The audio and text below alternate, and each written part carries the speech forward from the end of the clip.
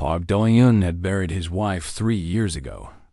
The Veth had dropped fire from the sky on the colony of New Bizen, and she had been standing in the garden when the first bomb hit. He never found her body. Only ashes and silence remained where their home once stood. Now he stood on the bridge of the diplomatic ship Dawn's Promise, watching the stars pass by like scattered diamonds. He was 61 years old. His hair had turned white from grief, not age. And he was flying toward peace with the very creatures who had taken everything from him.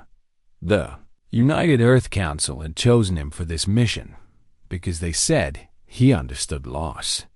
They said he would not let anger cloud his judgment. They were half right. He understood loss better than anyone. But the anger was always there, burning quietly beneath his calm face. Captain Yoon Suji walked up beside him.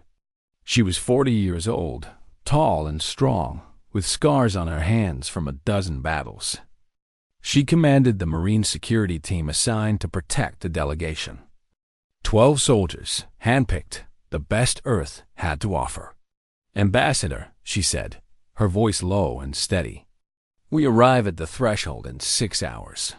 Do-hyun nodded slowly. "Have you ever met a Veth in person, Captain?" "Only through a rifle scope, sir." He almost smiled. "Then this will be new for both of us." The threshold was a space station built long before humans ever left Earth. No one knew who had made it. It floated in the dark space between territories, claimed by no one, perfect for negotiations between enemies. Dr. Bae Jisoo joined them as the ship began its final approach.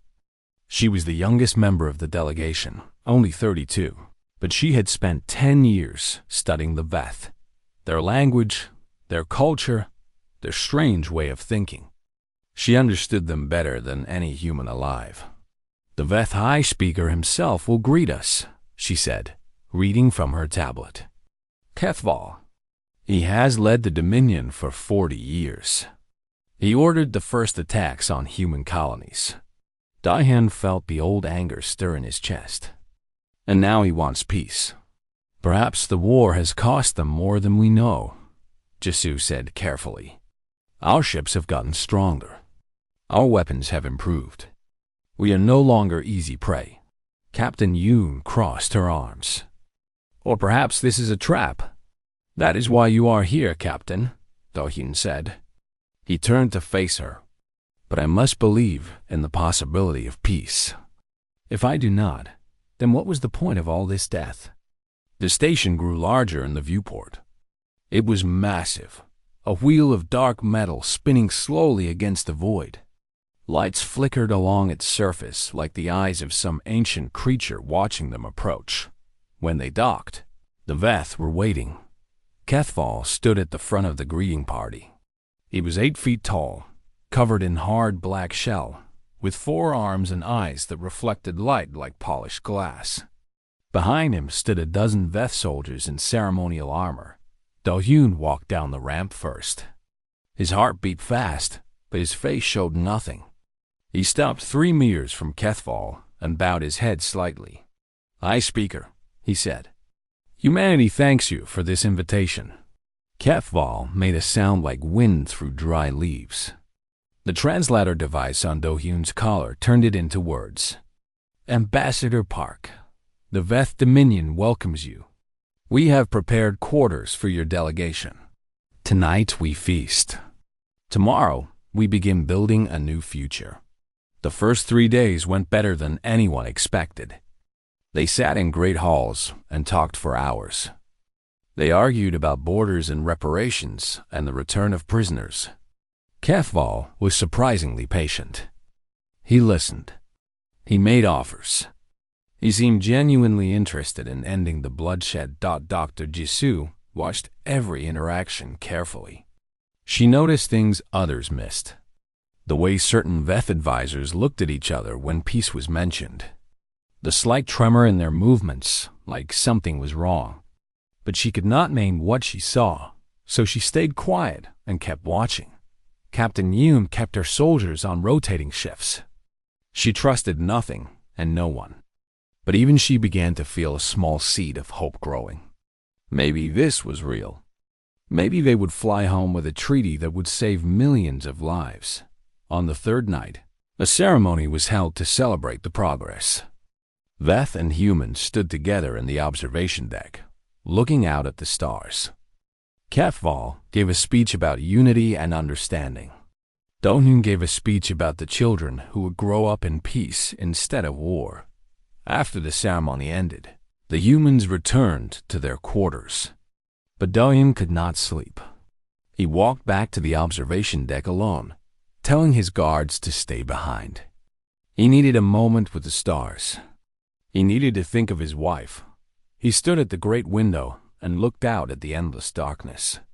Somewhere out there was the system where New Bizen had been, where his wife had died, where their life together had ended. "I hope you can see this," he whispered. "I hope you know I tried to make something good from all this pain." He never heard the footsteps behind him. The plasma bolt hit him between the shoulder blades. It burned through his heart before he could even feel surprise. He fell forward, his forehead striking the cold glass of the window. The last thing Park Do-hyun saw was the stars, scattered like diamonds, just like his wife's eyes when she smiled. Then the lights went out, and the alarms began to scream. And the voice of HFY echoed through every speaker on the station. "The human delegation has violated the sacred truce. They must be contained. Kill anyone who resists." In her quarters, Captain Yoon Suji heard the announcement. She grabbed her weapon and kicked open the door. The war had never ended. It had only been waiting. Captain Yoon Suji moved through the dark corridors like a ghost. Red emergency lights flashed overhead, painting everything in the color of blood. Her pistol was in her hand. Her heart was steady. She had been in worse situations. She had survived them all. She found Private Kan Woojin first. He was young, barely 20, with a scared face and shaking hands. But he was alive, and he was armed. That was enough. "Captain," he said, his voice cracking. "What is happening?" "They said we attacked them, but we did not do anything." "I know," Suji said. "Stay close. Stay quiet. We gather everyone we can find." They moved through the station, picking up survivors. Corporal Han Mei joined them near the medical bay. She was bleeding from a cut on her head, but her eyes were sharp and angry. Lieutenant Oh Tae-young came next, limping badly from a wound in his leg. Then 2 diplomats, an aide, and finally Dr. Bae Jisoo, who was hiding in a supply closet with a fire extinguisher as her only weapon. 8 humans. That was all who remained. "Where is the ambassador?" Jisoo asked as they gathered in an empty cargo bay. Suji's jaw tightened. "He is dead. I found his body on the observation deck. Shot from behind." Silence fell over the group. The young private looked like he might cry. One of the diplomats sat down heavily, putting his head in his hands. "They killed him," Jisoo whispered. "They invited us here to kill us." "Yes," Suji said. "And now they will tell the galaxy that we broke the truce, that we attacked first. No one will believe the truth unless we prove it." Lieutenant Tae-young leaned against the wall, his wounded legs stretched out before him. "How can we prove anything? We are trapped on a station full of enemies with no way to contact Earth." Jisoo's eyes suddenly went wide. "The station records everything. Every corridor, every room. There are sensors everywhere. If we can reach the central data core, we can find the recording of what really happened. And then what?" Corporal Mei asked. "We cannot send a message. They are jamming all our communications." "The data core has its own broadcast array," Jisoo said. "It is separate from the main system.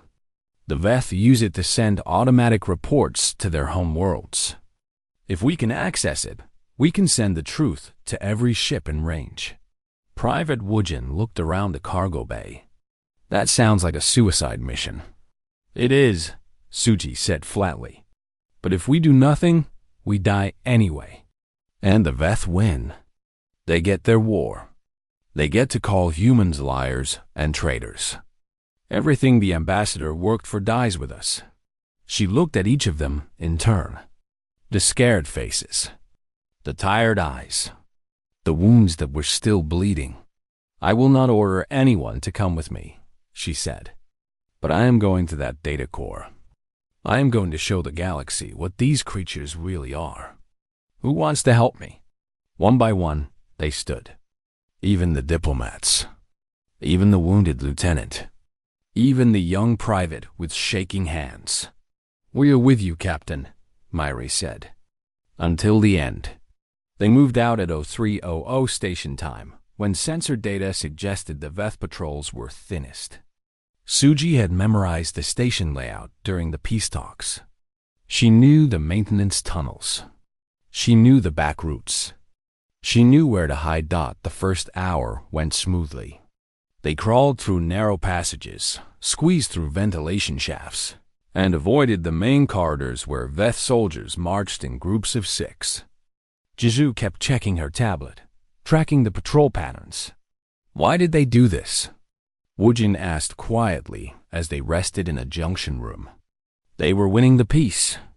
They were getting everything they wanted. Jisoo thought about it for a long moment. Because they were not winning the peace. They were losing the war. What do you mean? 11 years ago, when the Veth first attacked humanity, we were weak. We had few ships. Our weapons were inferior. They thought they would destroy us in months. She shook her head slowly. But we did not break. We learned. We adapted. We built better ships and better weapons. In the last 2 years, we have won more battles than we have lost. So they wanted peace because they were afraid of us, Taeyang said. No, the common Veth wanted peace because they were tired. But Kethval and his generals? They did not want peace. They wanted us broken. They wanted us scattered. A treaty would have let humanity grow strong. That terrified them more than any fleet. Suji nodded grimly. So they lied. They invited us here to die. And they will use our deaths to unite their people for another decade of war. Woojin's hands had stopped shaking. Something harder was growing in his eyes. Then we cannot let them win. No, Suji said. We cannot. They moved on. The data core was still 3 levels away.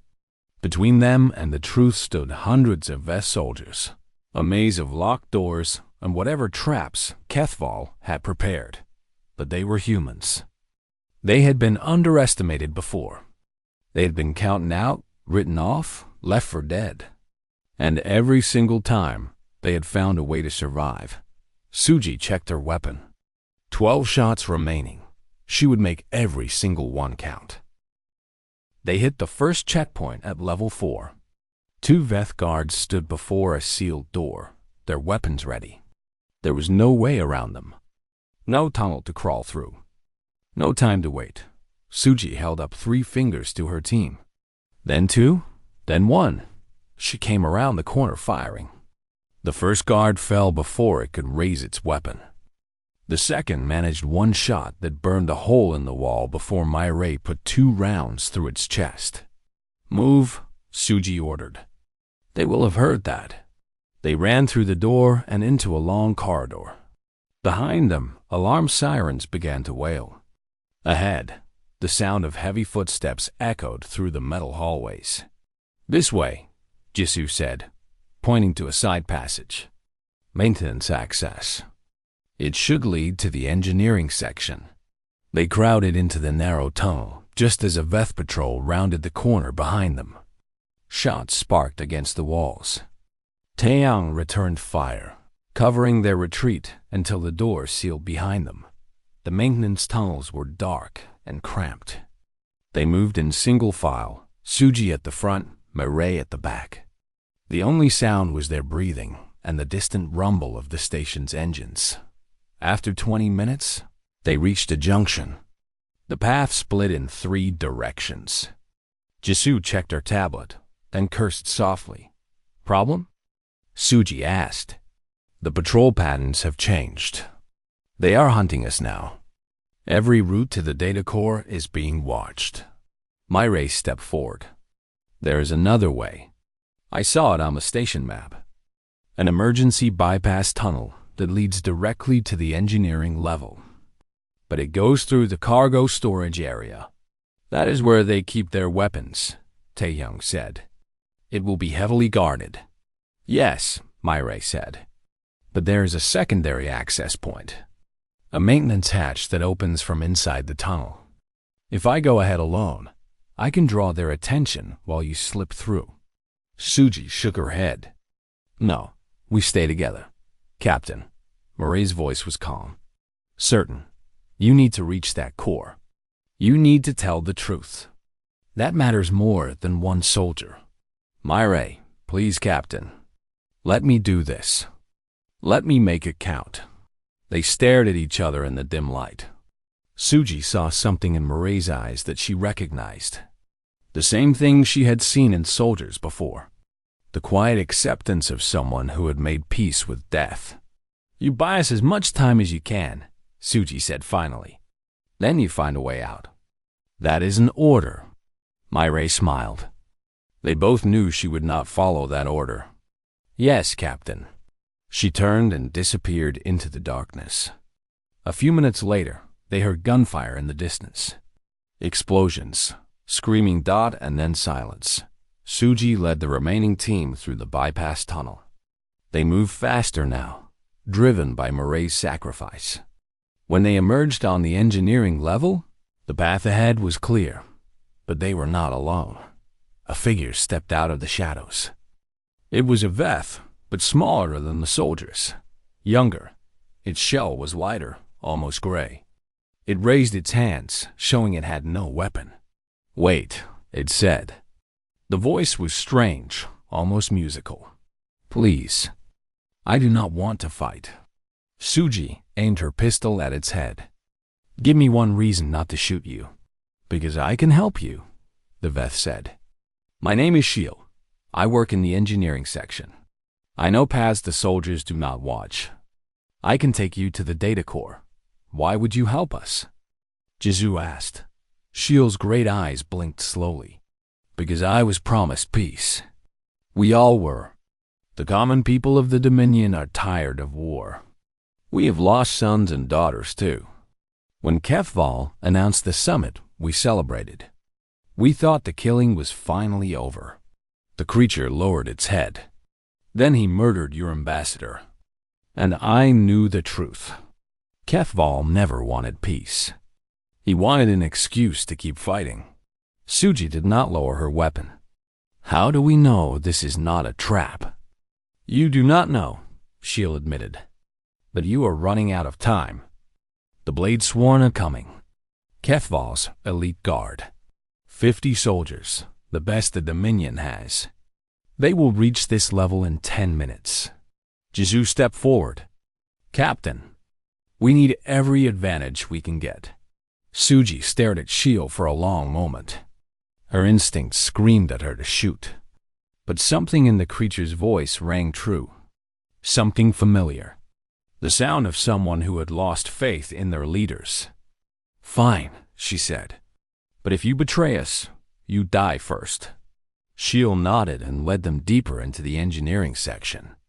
They moved through hidden passages that were not on any map, through rooms filled with humming machines and blinking lights. Then the Blade Sworn found them. Corridor 7 became a battlefield. The elite Veth soldiers were fast and well-armored. But humans fought differently. They fought like cornered animals. They fought like they had nothing left to lose. Private Woojin shot 3 soldiers before taking a hit to his shoulder. Lieutenant Taehyung, barely able to stand, killed 2 more with his side-on. Suji moved through the chaos like a dancer, every shot finding its mark. When the smoke cleared, 11 Blade Sworn lay dead. But so did 2 of the diplomats. One dying Veth soldier looked up at Suji. Its breath came in wet gasps. You were supposed to break, it whispered. That is what the weak ones do. Suji reloaded her weapon. You do not know us at all. She stepped over the body and kept moving. The data core was close now. The truth was waiting, and nothing was going to stop them from reaching it. The data core was a massive room filled with glowing towers that reached from floor to ceiling. Thousands of lights blinked in the darkness, like stars trapped inside a machine. At the center stood a console, the heart of the station's memory. Every word spoken on the threshold. Every image captured. Every moment recorded. The truth was in there, waiting to be set free. But between them and the console stood a locked door and the sound of more soldiers coming. How long do you need? Suji asked Jisoo. The doctor was already running toward the console, her fingers flying across her tablet. 10 minutes. Maybe 15. The VEF encryption is complex. You have 5. Suji turned to the remaining team. Woojin was pale from blood loss, but still standing. Taeyong could barely walk, but his grip on his weapon was steady. The last diplomat, a quiet man named Yoon Seung-ho, had picked up a fallen VEF rifle and was checking its charge. Hold the door, Suji ordered. Nothing gets through. Shield moved to help Jisoo at the console. I can interface directly with the system. It will be faster. Jisoo hesitated. That would require connecting your neural pathways to the machine. The shock could kill you. I know. Shield's voice was soft. But your ambassador died for peace. Your soldiers died for truth. Let me do this small thing. Let me prove that not all VEF are monsters. Before Jisoo could respond, the first wave of soldiers hit the door. Plasma fire lit up the corridor outside. Woojin and Seung-ho fired back, taking cover behind support pillars. 3 VEF fell. Then 5, then 10. But more kept coming, climbing over the bodies of their fallen comrades. Taeyong was hit in the chest. He fell back, coughing blood, but raised his weapon and kept firing. Not yet, he growled.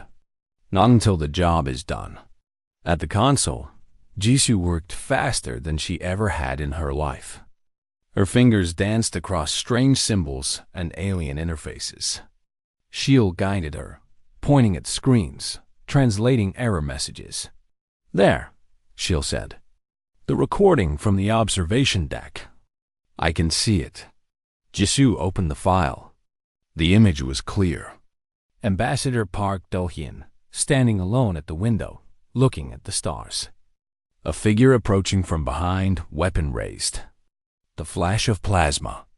The fall dot, and in the corner of the recording, partially visible, the unmistakable form of Kethval himself, watching from the shadows. He was there, Jisoo whispered. He watched his own soldiers murder an unarmed man. Now we broadcast, Shield said. But the encryption on the outgoing array, I cannot break it from here. I must connect directly. Thin cables extended from the console. Shield took them in its smaller hands and pressed them against the ports along its head. The connection sparked. Shield's body went rigid. Smoke began to rise from the ports. Shield. Jisoo reached for the cables. No, Shield gasped. Almost. Almost there. At the door, the situation was getting worse. Woojin was out of ammunition. Seung-ho had taken a hit to the arm. The VEF were pushing through. Stepping into the room. Suj, I picked up a piece of broken metal and charged. She was out of bullets. She fought with her hands, with her elbows, with anything she could grab. A VEF soldier fell with its throat crushed. Another went down with a metal shard through its eye. Then the console lit up. Every screen in the room blazed with light. The recording of Park Do-hyun's murder began broadcasting on every frequency, to every ship within range, to every station, to every colony. The truth was out. It could not be taken back. Shield collapsed, smoke pouring from the ports in its head. Its great eyes were dim, fading. "It is done," it whispered. "Some truths are worth more than one life." Jisoo held the creature as it died. She did not know the Veth customs for death. She simply said, "Thank you. I will remember you." The gunfire stopped. The remaining Veth soldiers had frozen, listening to their communication devices. Suji could not understand the words, but she knew what was happening. The broadcast was spreading. Ship commanders were demanding explanations. Allied species were questioning HFY's story. Then a new sound echoed through the station. A deep groaning, like metal being torn apart. "What is that?" Woojin asked. Jisoo checked her tablet, then went pale. "The reactor. Someone is overloading it. The station will explode in less than 15 minutes. HFY, Suji said. "He cannot bury the truth, so he will bury us." Taeyang coughed and pulled himself up against the wall. "Is there a way off this station?" "Emergency pods," Shio had said earlier. Jisoo remembered the map. Section 12. But it is on the other side of the station, and there may only be one left. Suji looked at her team. Woojin, barely conscious. Taeyang bleeding out. Seungho, cradling his wounded arm. And Jisoo, the only one who truly understood what they had just accomplished. "We move now," Suji said. "Everyone?" No one gets left behind. They ran through corridors that were now empty. The Veth were fleeing too, abandoning their posts, scrambling for their own escape ships. The station shook around them. Fires broke out in distant sections. Alarms screamed endlessly. They found the escape pod bay. One pod remained, docked and waiting. Small, cramped. Room for 3 people, at most. Suj. I looked at the pod. Then she looked at her team, and she made her choice. The pod was small and white, glowing softly in the emergency lights. 3 seats, 3 harnesses, room for 3 lives to escape the dying station. Suji looked at the 4 people standing before her. Woojin, swaying on his feet. Taeyang, leaving a trail of blood wherever he walked. Seungho, quiet and scared. And Jisoo, still clutching her tablet, the proof of everything they had done. "Doctor," Suji said, "you are getting on that pod." "Captain, I cannot leave you. You are the only one who can explain what happened here. You have the data. You have the recording. You have Shield's sacrifice stored on that tablet. The galaxy needs to hear the whole story, not just see a video." Suji's voice left no room for argument. "You are getting on that pod. That is final." Jisoo's eyes filled with tears. "And the rest of you?" Taeyang stepped forward. His face was gray, but his eyes were calm. "I am staying with my captain." "Me too," Woojin said. His voice was stronger now. The fear was gone, replaced by something quiet and certain. Seungho looked at the pod, then at the soldiers. He took a deep breath. "I am not a fighter, but I can help. Tell me what to do." Suji shook her head. "No, you go with the doctor. 2 witnesses are better than 1. Get on the pod, now." Seungho hesitated, then nodded. He helped Jisoo into the small vessel.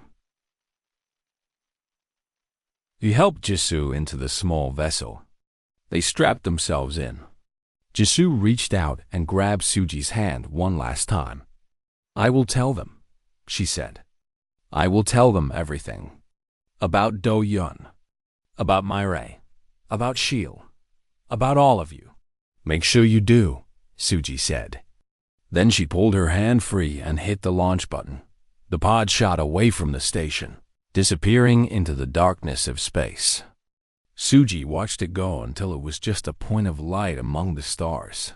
Then she turned to her soldiers. "The reactor room is 2 levels down. If we can slow the overload, we buy the pod more time to get clear. We buy the broadcast more time to spread." Taeyang checked his weapon. 3 shots left. Sounds like a plan, Captain. Woojin found a fallen Veth rifle and picked it up. His hands were steady now. Let us go make some noise.